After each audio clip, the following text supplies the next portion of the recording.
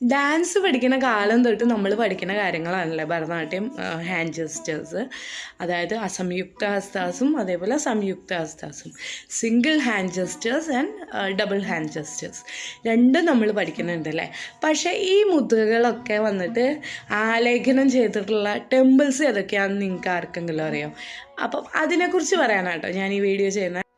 അപ്പം ഇന്ത്യയിൽ പ്രശസ്തമായിട്ടുള്ള ഒരു 9 ക്ഷേത്രങ്ങളിലാണ് കേട്ടോ നമ്മുടെ ഭരതനാട്യം മുദ്രാസിൻ്റെ എക്സിസ്റ്റൻസ് ഉള്ളത്.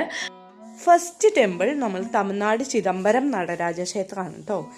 സെക്കൻഡ് തഞ്ചാവൂർ സ്ഥിതി ചെയ്യുന്ന തഞ്ചാവൂർ പെരിയ കോവിൽ ബൃഹദേശ്വര ക്ഷേത്രമാണ്. തേർഡ് നമ്മളുടെ ഐരാവതേശ്വരർ ടെമ്പിളാണ് കേട്ടോ. ധാരാസുരം എന്ന് പറഞ്ഞ പ്ലേസ് തമിഴ്നാട്ടിലാണ് സ്ഥിതി ചെയ്യുന്നത്. ഫോർത്ത് നമ്മളുടെ കാഞ്ചീപുരം കൈലാസനാഥർ ടെമ്പിളാണ് കേട്ടോ. ഫിഫ്ത്ത് വരുന്നത് ഹംപിയിൽ കർണാടകയിൽ സ്ഥിതി ചെയ്യുന്ന മ്യൂസിക്കൽ ടെമ്പിൾ എന്ന് പറയുന്ന വിത്തൽ മഹാവിഷ്ണു ക്ഷേത്രമാണ് കേട്ടോ വരുന്നത്.